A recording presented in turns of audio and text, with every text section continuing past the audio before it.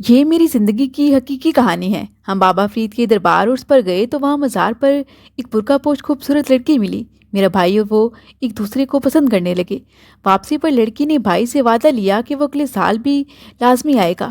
اگلے سال عرس پر جب بھائی گیا تو لڑکی سے چند شادی کی خواہش ظاہر کی، مگر وہ کہنے لگی کہ ابھی کچھ انتظار کرنا ہوگا، مگر جب اگلے سال آؤ گے تو ہم یہی نکاح کریں گے۔ بھائی سال بعد خوشی خوشی عرس پر گئے، مگر وہاں یہ دیکھ کر ان کے ہوش اڑ گئے کہ یہ کہانی حقیقت پر مبنی ہے، اور جن خاتون کی حقیقی زندگی سے تعلق رکھتی ہے میں انہی کی زبانی بیان کر رہی ہوں۔ چلیے کہانی شروع کرتے ہیں۔ ہم دو بہن بھائی تھے۔ بھائی مجھ سے بڑا تھا اور بہت ہونہار اور سلجھا ہوا تھا۔ خاندان میں سبھی اس کی تعریف کرتے کہ کیسا سگڑ اور تمیزدار بیٹا ہے۔ بتاتی چلوں کہ میری امی کو شروع سے ہی حضرت بابا فرید گنج شکر سے بہت عقیدت تھی۔ دراصل شادی سے پہلے وہ کافی بیمار رہتی تھیں۔ والدین نے ہر جگہ علاج کروایا مگر کوئی افاقہ نہ ہوا۔ پھر کسی نے مشورہ دیا کہ اسے حضرت بابا فرید کے مزار پر لے جایا کرو۔ اس اتفاق کہا جائے یا خدا کی کرنی کہ میری والدہ رفتہ رفتہ ٹھیک ہونے لگی۔ بعد میں بھی ان کی یہ عادت بن چکی تھی کہ وہ اکثر اپنی والدہ کے ساتھ وہاں جاتی۔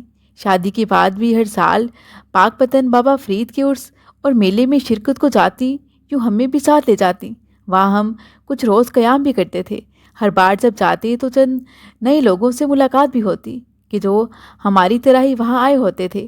وہیں میری دو چار سہیلیاں بھی بنیں جو قریبی شہروں سے تھیں۔ بعد میں بھی جب میرا ان سے رابطہ اور تعلق رہتا تو بہت اچھا لگتا۔ میرا بھائی 12 برس اور میں 10 برس کی تھی جب ہمارے ابو کا انتقال ہو گیا۔ اب ان کے بعد چچا وغیرہ ہی ہمارے سروں پر ہاتھ رکھے ہوئے تھے۔ وہ الگ گھروں میں رہتے تھے مگر ہر ماہ ہمارے خرچے کی رقم امی کو بھجوا دیا کرتے تھے۔ ان دنوں میں سیکنڈ ایئر میں تھی اور بھائی بی ایس سی کر رہا تھا۔ اس بار میلے کے موقع پر میں نے امی کو یاد دلایا کہ میلے میں 2 ہفتے ہی تو رہ گئے ہیں، کیا پاک پتن نہیں چلنا؟ ان دنوں میری والدہ کی طبیعت کچھ ناساز تھی اور وہ سفر کرنے سے گھبرا رہی تھیں۔ مجھے چونکہ میلے میں جانا اچھا لگتا تھا۔ سال میں ایک بار ہی تو ایسا موقع ہوتا تھا کہ جب گھر سے نکلنے اور کچھ سیر و سیاحت کا موقع ہاتھ آتا تھا، اس لیے میں تو ہر بار شدت سے میلے کا انتظار کرتی۔ البتہ میرے بھائی کو وہاں جانے میں کوئی دلچسپی نہ رہی تھی۔ اس کی یہی کوشش ہوتی کہ نہ جایا جائے، مگر امی اور میری وجہ سے اسے بھی مجبوراً جانا پڑتا کہ ہم اکیلی کیسے جاتی۔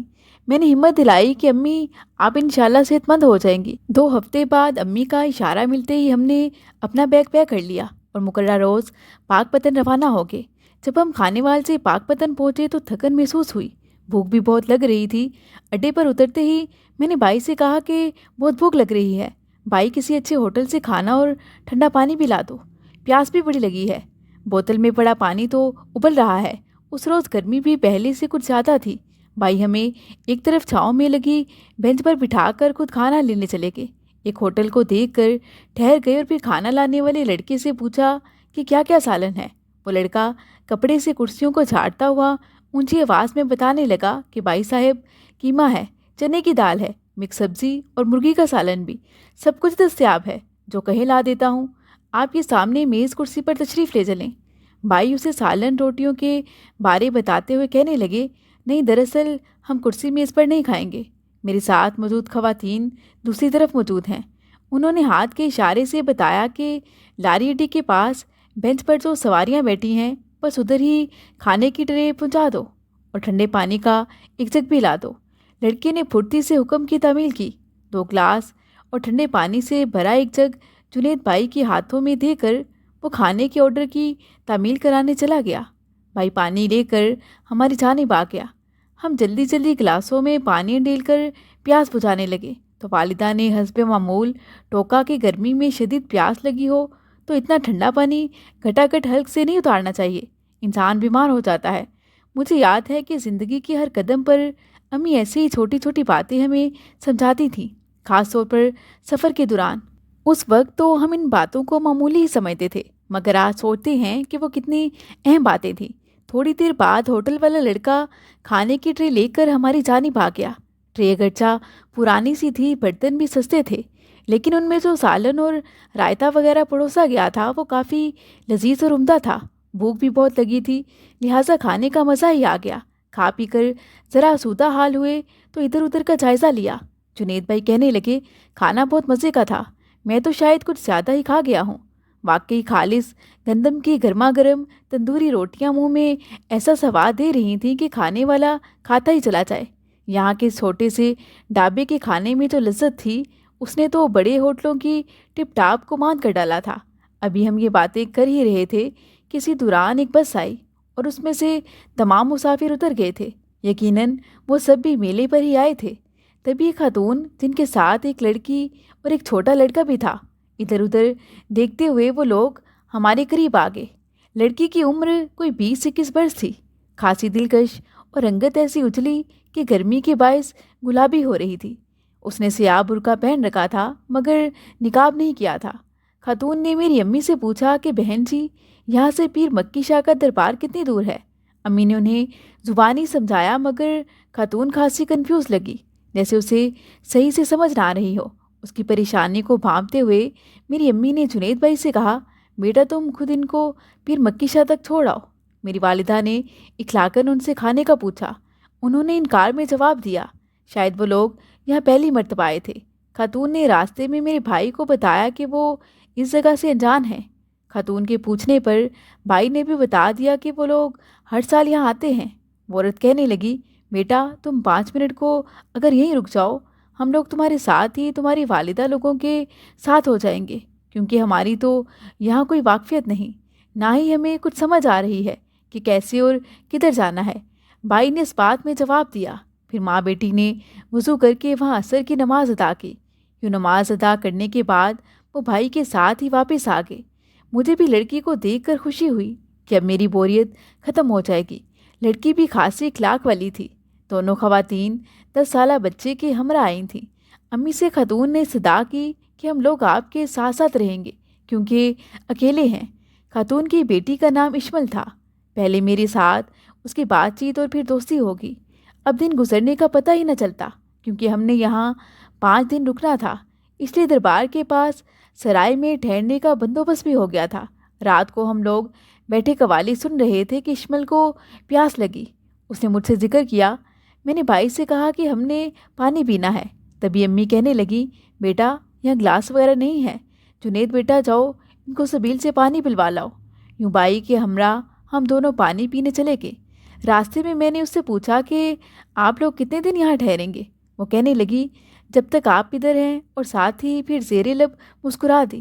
جب ہم تینوں نے پانی پی لیا تو میں نے بھائی سے کہا، بھائی ذرا آگے چلیں، وہ سامنے سے گڑ والی مونگ پھلی کے پیکٹس لے لیں۔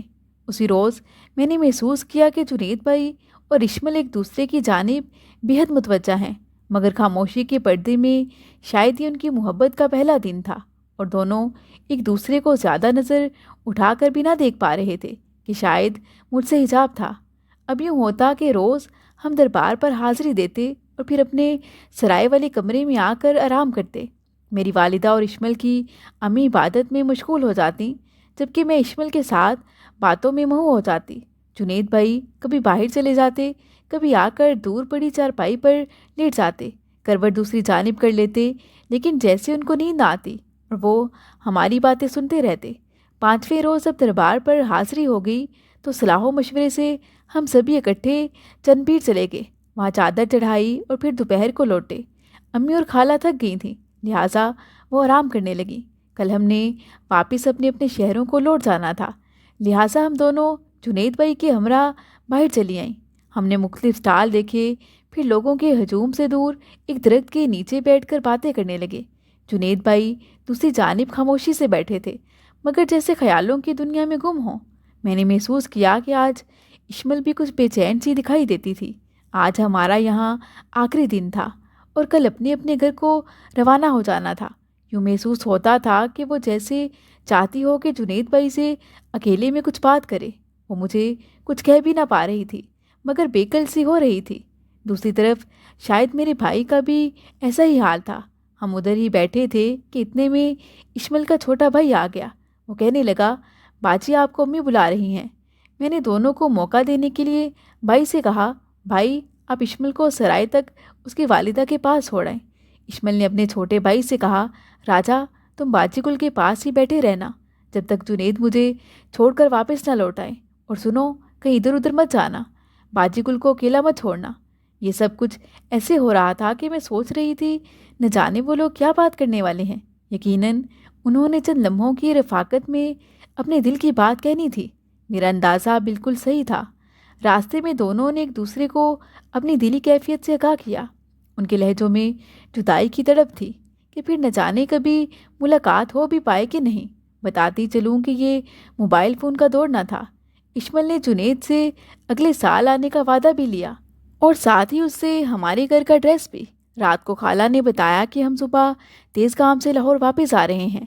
ये सुनते ही मैं भी उदास होगी, लेकिन मैंने महसूस किया कि जुनैद भाई तो जैसे बिल्कुल ही बुझ सा गया था, जैसे कोई बहुत प्यारी सी हस्ती उससे बिछड़ने वाली हो। लेकिन ये मरहला तो आना ही था। हम मुसाफिर थे, सो बिछड़ना ही था। मुसाफरत में मिलने वाले लोग तो चंद घड़ियों के साथ ही होते हैं, और उस दौर में तो उनका दोबारा मिलना एक मौजज़ा ही हो सकता था। कुछ लोग जो सफ़र में मिलते हैं, बिछड़ जाने के बाद भूल की धूल में खो जाते हैं और फिर दोबारा याद नहीं आते। लेकिन कुछ हम सफ़र मुख्तसर से साथ के बाद भी यादों में अमृत घोल देते हैं, वो हमेशा अमर हो जाते हैं। यहाँ भी कुछ ऐसा ही दिखाई देता था। इश्मल और हमारा साथ भी प्यार के रिश्ता में अमृत रस घोल गया था। उस रात को जब अम्मी और खाला सो गईं तो भाई और इश्मल बाहर निकल गए। मैं भी उनके साथ गई थी। दरबार के स्टालों पर से जुनैद भाई ने अपनी मोहब्बत की चंद निशानियाँ उसे लेकर दी। उसने भी जुनैद भाई को एक पत्थर की अंगूठी और मुझे एक किताब तोहफे में खरीद कर दी। अगली सुबह हमने अपना अपना सामान बांधा। वक्ते रुखसत हम सब उदास थे, सोच रहे थे कि हमारा कितना मुख्तसर साथ था, लेकिन उसके बावजूद किस कदर इनायत भरा था। यूँ लगता है जैसे सालों से एक दूसरे को जानते हों। जब वो तांगे के इंतज़ार में थे तो इश्मल की आंखों में आंसू थे। जुनैद भाई भी बेहद उतरे हुए चेहरे के साथ गाहे बगाहे उसे देख रहे थे। शायद उन्होंने बड़े ज़ब्त से काम लिया था। 4 दिन की पाकीज़ा मोहब्बत थी और जुदाई की ये घड़ी कितनी अज़ियतनाक थी। लम्हा भर में भाई ने अम्मी से कहा, अम्मी हम भी तांगे से स्टेशन ही चले जाते हैं, वहाँ से ट्रेन में चले जाएंगे। शायद वो चंद घड़ियाँ और साथ रहना चाहते थे, लिहाजा उन्हें रोक कर हमने भी जल्दी जल्दी अपना सामान सराय से बाहर निकाला। बस स्टैंड के लिए तांगे में बैठे और वहाँ से होकर साहिवाल रेलवे स्टेशन पहुँच गए। खैर ये चंद लम्हों के साथ का वक्त भी गुजर गया और अब उन्होंने यहाँ से हमसे जुदा होना था। इश्मल की माँ ने मेरे भाई का बहुत शुक्रिया अदा किया। वो अम्मी से गले मिली, मुझे गले लगाकर अच्छे नसीब की दुआएं दी और फिर कहा कि अगले साल ज़िंदगी रही तो दरबार पर फिर मिलेंगे। फिर ट्रेन आ गई और वो सवार हो गए। वो लोग लाहौर की सिमत रवाना थे। मेरा दिल भी बोझल था। हमें खानेवाल जाना था, तो उसी रोज़ हम भी आ गए। जब घर आए तो भाई काफ़ी उदास थे। कई दिनों तक मुझे भी इश्मल की याद आती रही, मगर फिर अपने कामों में लग गई। लेकिन शायद जुनैद भाई जैसे अपना करार उसे दे आए थे। वो बार बार मुझसे बहाने बहाने से उसका जिक्र करते। इश्मल की फैमिली की तरह बाकी तो फैमिली हमें कभी दरबार में मिली थी, वो जाते वक्त अपने पते वगैरह दे जाते थे कि जिनको राब्ता रखना होता था रख लेते थे। लेकिन इश्मल ने ना कोई टेलीफोन नंबर दिया और ना ही अपने घर का पता दिया था। अलबत्ता उसने भाई से हमारा एड्रेस ज़रूर लिया था कि वो खत लिखेगी। हैरत के साल गुजर गया, मगर उसने कोई राब्ता ना किया। मुझे तो साल गुजरने का पता भी न चला, लेकिन जुनैद को जैसे एक एक दिन उम्र भर का लगने लगा था। फिर साल का वो महीना भी आ गया कि जब पाकपतन के मेले में हफ्ता भर रह गया था। भाई ने उस बार बहुत ख़ास एहतमाम किया, नए कपड़े सिलवाए, सैंडल और खूब तैयारी की। उन दिनों अम्मी की तबीयत काफ़ी ख़राब थी, इसलिए इस बार वो सफ़र के काबिल ना रही थी। उन्होंने जाने से माजूरी जाहिर कर दी। मैं अम्मी के बगैर कैसे जाती, जाहिर है घर में उनकी देखभाल मुझे ही करनी थी। यूँ मेरा भाई जो पहले हमारे साथ बस हमारी वजह से जाता था, इस बार इश्मल से मिलन की आस लिए अकेला ही चला गया। वहाँ पहुँचकर वो उम्मीद भरी नज़रों से सारे मेले घूम फिर कर उसे तलाश करने लगा। उसने कई चक्कर लगाए, लेकिन वो ना मिली। उसके दिल की अब अजीब कैफियत थी। उसने साल भर इस रोज़ के लिए इंतज़ार किया था। इस अरसे में उनके दरमियान किसी खत वगैरह तक का तबादला ना हुआ था। भाई दिल ही दिल में उसके मिलने की दुआएं मांगता रहा। अगले रोज़ भी वो वहीं मौजूद था। उसी रोज़ शाम के वक्त उसकी उम्मीद भर आई। वो माँ बेटी और उसका भाई दरबार में एक तरफ खड़े थे और इधर उधर देख रहे थे कि अचानक जुनैद भाई ने उन्हें देख लिया। इश्मल की वालिदा ने भी भाई को देख लिया था। ماں نے بھائی کی جانب اشارہ کر کے اپنی بیٹی اور بیٹے کو بتایا۔ بھائی بھی بے چینی سے ان کی طرف بڑھا۔ اشمل جیسے اسے دیکھ کر جی اٹھی تھی۔ اشمل کی والدہ نے بتایا کہ وہ لوگ تھوڑی دیر پہلے ہی یہاں آئے ہیں۔ دونوں کی آنکھیں خوشی سے چمکنے لگی تھیں۔ اس کی والدہ بھی بھائی سے بہت محبت سے ملی۔ انہوں نے بھائی سے ہمارے بارے پوچھا تو بھائی نے انہیں ساری تفصیل بتا دی کہ امی کی طبیعت ٹھیک نہیں تھی۔ خاتون نے اس بار بھی جنید بھائی کے ساتھ سرائے میں ٹھہرنے کو ترجیح دی۔ رات کو جب اس کی والدہ اور چھوٹا بھائی سو جاتے تو تنہائی میں یہ دونوں دربار میں بیٹھ کر خوب باتیں کرتے۔ اس بار وہ پچھلے برس سے بھی کہیں زیادہ حسین اور خوبصورت ہو گئی تھی۔ بھائی نے اس سے گلہ کیا کہ اس نے انہیں اپنا ایڈریس نہیں دیا تھا اور ایک بار بھی ہمارے پتے پر بھی رابطہ نہ کیا۔ وہ کہنے لگی، دراصل ہم کرائے کے گھر میں رہتے ہیں۔ ان دنوں ہم نے مکان تبدیل کرنا تھا، تبھی آپ کو ایڈریس نہیں دیا تھا۔ بھائی پوچھنے لگے، کیا اب مکان بدل لیا ہے؟ تم سوچ نہیں سکتی یہ سال میں نے کیسے گزارا۔ کوئی دن، کوئی لمحہ ایسا نہ تھا جب میں نے تمہیں یاد نہ کیا ہو، اور اب تو شاید ایک پل بھی تمہارے بغیر جینا دشوار ہے۔ جب تم مجھے نہ ملی تو میرے دل کی حالت ایسی تھی کہ شاید میں نے تمہیں ہمیشہ کے لیے کھو دیا ہے، لیکن شاید اس بار تو ہم مل گئے۔ کیا خبر دوبارہ پھر ایسے مل سکیں یا نہیں۔ خدا کے لیے اب وقت کی کلائی مت چھوڑنا۔ جدا ہونے سے پہلے مجھے بتا دو کہ کب، کیسے ہم جلد مل سکتے ہیں۔ میں تم سے شادی کرنا چاہتا ہوں، پلیز اب وقت ضائع نہیں کرنا، اور مجھے خود سے رابطے کا کوئی سلسلہ بھی بتا دو تاکہ تمہارے گھر والوں سے رشتہ طلب کر کے تمہیں عزت سے اپنا لوں۔ میرے بھائی نے ایک سانس میں وہ سب کچھ کہہ دیا کہ جس کے لیے اس نے سال بھر کا جان لیوا انتظار کیا تھا۔ یہ سب سن کر وہ کہنے لگی، حوصلہ رکھے جنید، ابھی آپ کو ایک سال اور انتظار کرنا ہوگا۔ میں دل سے آپ کی ہوں اور ہمیشہ ہی رہوں گی، بس میں اسی مجبوری کے باعث رابطہ نہ رکھ سکی، مگر میری وفا پہ کبھی شک نہ کرنا۔ ابھی ہمارے حالات اس بات کے لیے بالکل بھی سازگار نہیں ہیں۔ اگر آپ نے صبر سے انتظار نہ کیا تو شاید ہم ایک دوسرے کو کبھی نہ پا سکیں، اور ہمیشہ کی جدائی کا عفریت ہماری چاہت کو نگل لے گا۔ جنید بھائی کو اشمل کی باتیں سمجھ میں نہ آئیں، لیکن وہ امید کا دامن ہاتھ سے چھوڑنا نہ چاہتا تھا۔ وہ اس کے لیے بالکل انتظار کر سکتا تھا۔ دونوں نے ایک دوسرے سے وعدے وعید کیے اور یوں 4 روز ساتھ رہ کر ایک بار پھر ایک برس کے لیے جدا ہو گئے، اس بار بھی دوبارہ اسی جگہ ملنے کا وعدہ کر کے۔ امی بھائی کی شادی میرے ساتھ ہی کر دینا چاہتی تھیں کہ میں گھر سے رخصت ہوں تو بہو گھر آ جائے، مگر بھائی کہتے کہ انہیں ابھی شادی نہیں کرنی۔ بھائی کی اچھی جاب ہو گئی، اس کے ساتھ ہی اس پر گھر کی ذمہ داریاں بھی بڑھ گئیں کہ ماموزاد کے ساتھ میری منگنی ہو چکی تھی۔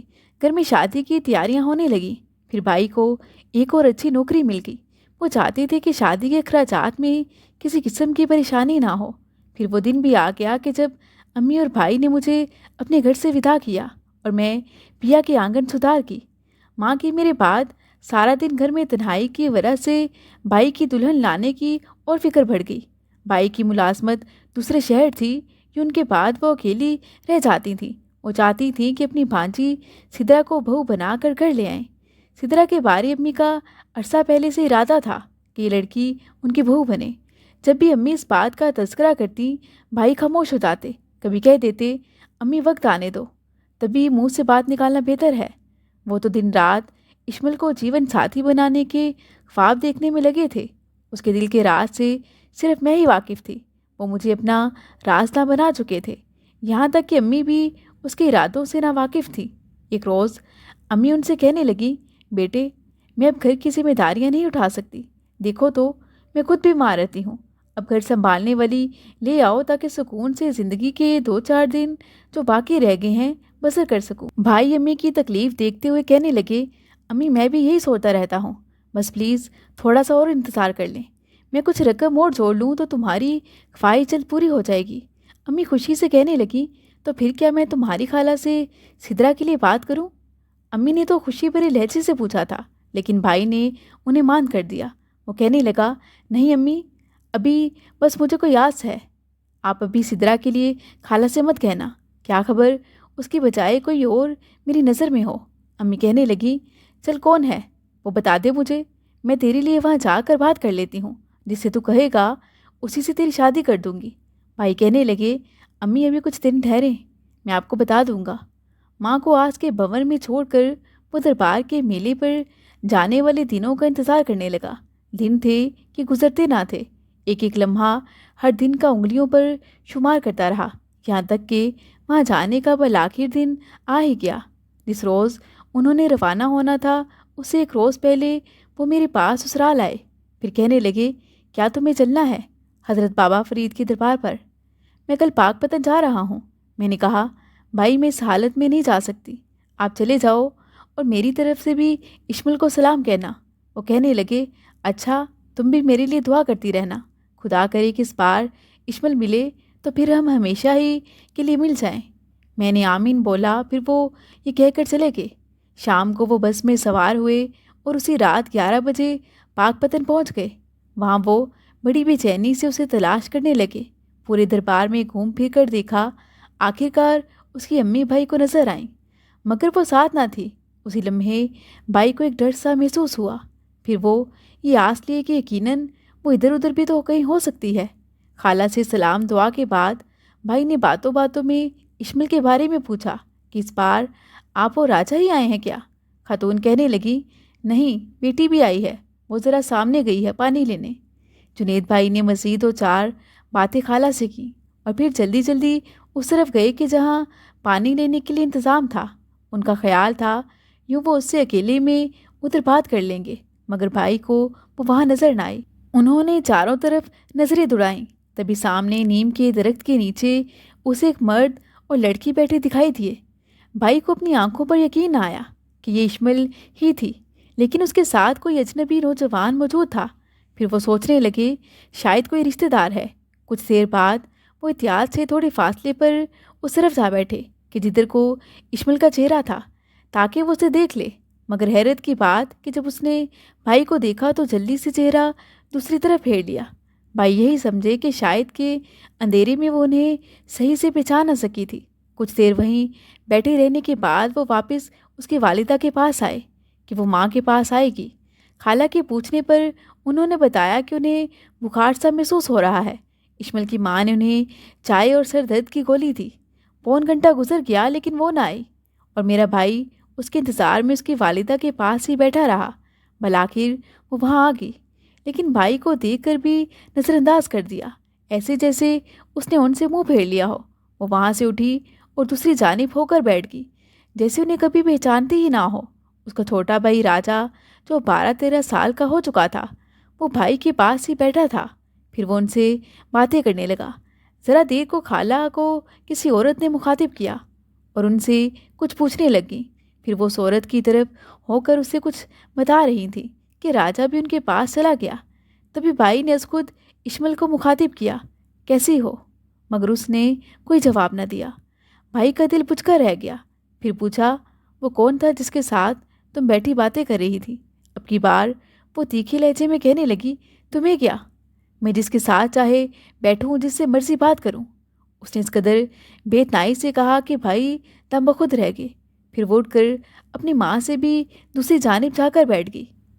اس کے اندازے بیگانگی سے بھائی کا دل ٹوٹ کر رہ گیا تھا، جیسے زمین گھومنے لگی اور اسے آسمان ٹوٹتا ہوا محسوس ہوا۔ کیا وہ اسے کھو چکا تھا؟ یہ سوچتے ہی اس کے دماغ کی رگیں جیسے پھٹنے لگی ہوں۔ اسے یقین نہیں آ رہا تھا کہ یہ وہی لڑکی ہے جس کا اس نے ہر پل ہر گھڑی انتظار کیا تھا، جس نے اسی مقام پر ان کے ساتھ 2 مرتبہ زندگی پر ساتھ نبھانے کے وعدے کیے تھے۔ آج اس نے انجان بن کر پہچانے سے بھی انکار کر دیا تھا۔ وہ کتنی لاتعلق ہو گئی تھی۔ بھائی اسی وقت وہاں سے اٹھا، مگر اس کے آنسو تھمتے نہ تھے۔ اس نے رو رو کر دل کی بڑاس نکالی اور پھر سرائے کی جانب بڑھنے لگا کہ کچھ دیر آرام کر لے۔ صبح اسے راجا سرائے کے باہر ملا۔ بھائی نے اسے پوچھا کہ کیا تمہاری باجی کی شادی ہو گئی ہے؟ اس نے جواب دیا، نہیں، ابھی تو ان کا بس نکاح ہوا ہے، اور اسی کے ساتھ یعنی رجب بھائی کے ساتھ ہم یہاں آئے ہیں۔ یہ سن کر بھائی کو اپنے پیروں سے زمین نکلتی محسوس ہوئی۔ بڑی مشکل سے بھائی نے پوچھا، کیا وہ آپ کا کوئی رشتہ دار ہے؟ کہ اشمل کا نکاح اس کی مرضی کے بغیر کیا گیا ہے؟ راجا کہنے لگا، نہیں، وہ ہمارا رشتہ دار تو نہیں ہے۔ پچھلے سال ان سے ریلوے اسٹیشن میں ہماری ملاقات ہوئی تھی۔ بھائی آپ کو یاد، پچھلے سال جب آپ بھی آئے تھے، آپ کے روانہ ہونے کے بعد جب ہم گھر لوٹ رہے تھے، تب رجب بھائی ہمیں ریلوے اسٹیشن پر ملا تھا۔ اس نے ہمیں ٹکٹ لے کر دیے، ہم اس کے ہمراہ ہی آئے تھے۔ یہ سب سن کر بھائی کا دل کٹ کر رہ گیا۔ راجہ بچوں کی طرح لاپرواہی سے بتا رہا تھا کہ گھر جا کر باجی نے امی سے کہا کہ انہیں رجب سے ہی شادی کرنی ہے۔ پھر رجب بھائی اپنی والدہ کو ساتھ لے کر ہمارے گھر رشتے کے لیے آئے اور یوں 4 ماہ بعد باجی کا ان سے نکاح ہو گیا۔ اب ہم انہی کے ساتھ مزار پر آئے ہیں۔ بھائی کے لیے مزید آگے سننا محال ہو گیا تھا اور وہ سرائے میں آ گئے، گویا اشمل نے اپنی زندگی کا ہم سفر ڈھونڈ لیا تھا۔ اسی سفر کے دوران شاید وہ شخص اسے میرے بھائی سے بہتر لگا تو قرائے فعال اس کے نام کا نکل گیا۔ پہلے جو لڑکی میرے بھائی سے وعدہ وفا کر رہی تھی، مگر پھر خود ہی بے وفائی کر کے ایک نئے ہم سفر کے ساتھ زندگی کا بندھن باندھ لیا تھا۔ بھائی کے لیے اب وہاں رکنا محال ہو گیا تھا۔ وہ اسی شام بس سے واپس گھر آ گئے۔ 1 ماہ تک وہ کافی بیمار رہے۔ میں نے جب پوچھا کہ بھائی کیا آپ کو اشمل ملی تھی، تب انہوں نے مجھے یہ سارا واقعہ بتایا، جسے سن کر مجھے بھی بے حد دکھ ہوا۔ بھائی کو بھی کافی سمجھایا کہ وہ اب اس بے وفا کے دیے ہوئے روگ سے نکل آئیں۔ رفتہ رفتہ وہ زندگی کی طرف لوٹ تو آئے، مگر پھر دوبارہ کبھی پاک پتن نہ گئے۔ کئی بار امی نے بھی کہا، مگر وہ انکار کر دیتے، جیسے کہ وہاں جانے سے ان کی ماضی کی یادیں پھر سے تازہ ہو جائیں گی۔ ان کا کہنا تھا کہ انہیں اب ہر مزار پر جانا کٹھن لگتا ہے۔ سچ ہے کہ اجنبی لوگوں پر بھروسہ بس ہے۔ بھائی کی شادی ہماری اسی خالہ زاد سترہ سے ہو گئی ہے۔ اب ان کے 2 بچے ہیں اور اچھی زندگی گزر رہی ہے، مگر اب بھی جب کبھی حضرت بابا فرید کے میلے کا ذکر نکل آئے تو وہ خاموش ہو جاتے ہیں۔ مزید دلچسپ سچی کہانیوں کے لیے چینل کو سبسکرائب کریں۔